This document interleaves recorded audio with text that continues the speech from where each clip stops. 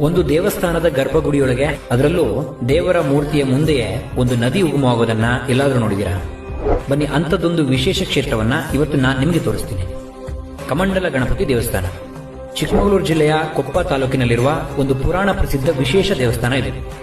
ಶನಿದೋಷದಿಂದ ಮುಕ್ತರಾಗೋಕೆ ತಪಸ್ಸು ಆರಂಭಿಸುವ ಮೊದಲು ಸ್ವತಃ ಪಾರ್ವತಿ ದೇವಿಯೇ ತನ್ನ ಮಗನಾದ ಗಣಪತಿಯನ್ನ ಪ್ರತಿಷ್ಠಾಪಿಸಿ ಪೂಜಿಸಿದ ಜಾಗ ಇದು ಅಂತ ಪುರಾಣಗಳು ಹೇಳುತ್ತವೆ.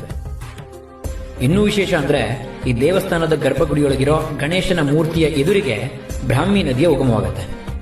ಈ ನೀರಿನಿಂದ 12 ಗಂಟೆಯ ಒಳಗೆ ಸ್ನಾನ ಮಾಡೋದ್ರಿಂದ ಚರ್ಮ ರೋಗಗಳು ನಿವಾರಣೆ ಆಗತ್ತೆ. ಹಾಗೆ ಈ ನೀರನ್ನ 21 ದಿನಗಳ ಕಾಲ ಸೇವಿಸೋದ್ರಿಂದ ಜ್ಞಾಪಕ ಶಕ್ತಿ ಹೆಚ್ಚಾಗತ್ತೆ ಅಂತ ನಂಬಲಾಗತ್ತೆ. ಕೊಪ್ಪದಿಂದ ಕೇವಲ 3 ಕಿಲೋಮೀಟರ್ ದೂರದಲ್ಲಿ ಮಲೆನಾಡಿನ ದಟ್ಟ ಅರಣ್ಯದ ನಡುವೆ ಈ ಸುಂದರವಾದ ದೇವಸ್ಥಾನ ಇದೆ. ಒಂದ್ಸಾರಿ ಆದ್ರೂ ಬಂದು ದರ್ಶನ ಮಾಡಿ. ಆದ್ರೆ ಈ ಜಾಗದ ಸ್ವಚ್ಛತೆಯ ಜೊತೆಗೆ ಪಾವಿತ್ರ್ಯತೆಯನ್ನ ಕಾಪಾಡೋದನ್ನ ಮಾತ್ರ ಮರಿಬೇಡಿ. ಯಾಕಂದ್ರೆ ದೇವಸ್ಥಾನದ ನದಿಗಳಲ್ಲಿ ಬಟ್ಟೆಗಳನ್ನ ಬಿಸಾಕಿ ಬರೋದ್ರಿಂದ ನಮ್ಮ ಪಾಪ ಪರಿಹಾರ ಆಗೋದ್ರ ಬದಲು ನದಿಯ ಶಾಪಕ್ಕೆ ಗುರಿಯಾಗಬೇಕಾಗುತ್ತೆ. ವಿಡಿಯೋ ಇಷ್ಟ ಆದ್ರೆ ವಿಡಿಯೋನ ಲೈಕ್ ಮಾಡಿ. ಹಾಗೆ ಇದೇ ತರಹದ ವಿಡಿಯೋಗಳಿಗಾಗಿ ಪೇಜ್ನ ಫಾಲೋ ಮಾಡಿ.